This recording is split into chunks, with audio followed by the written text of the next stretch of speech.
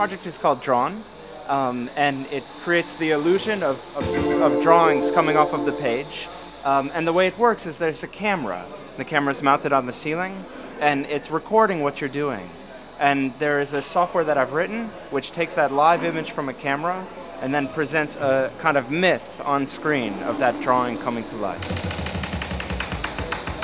The relationship with magic is very important because I feel that this art form, or this idea of interactive art or new media art or whatever you want to call it, it's very new.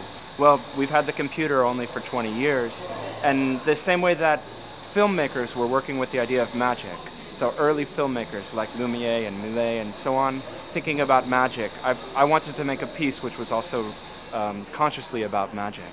And so for me, that is really what I think of interaction as facilitating this process of magic.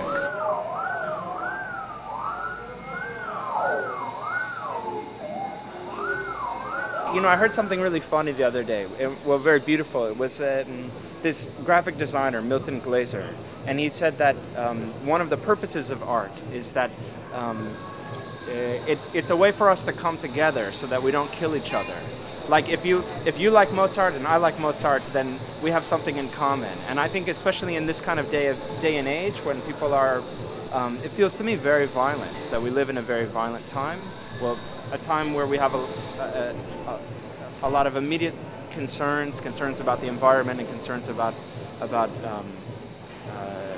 our safety and well-being, that it makes sense to have art as a way to come together. And there's a film which was made by Thomas Edison and John Stuart Blackton, and the film was done in 1905, and John Stuart Blackton is drawing, and he draws a glass of wine, a bottle of wine, and then he actually, because of how they do it with the stop motion, he takes the glass and the bottle come to life, and he takes them off the page. And for me, I was really inspired to try to make something similar, where I could make a drawing and then see how it could come off the page. And so this is my tribute to that work.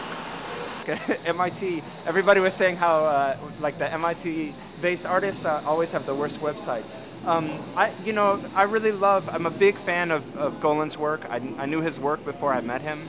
And of Casey Reese and Ben Fry, and that kind of lineage of John Maida has been really crucial in terms of interactive art. And then you could see what happens. You know, Golan is the first generation. Golan studied with Maida, and then I studied with Golan. And then people who have studied with me are making projects. And there's a kind of, we call it the Maida number. So Golan has a Maida number of 1. I have a Maida number of 2. My students have a Maida number of 3. Their students have a Maida number of 4. And you can kind of see how it spreads and permeates and mutates. And I'm very honored to be a part of that.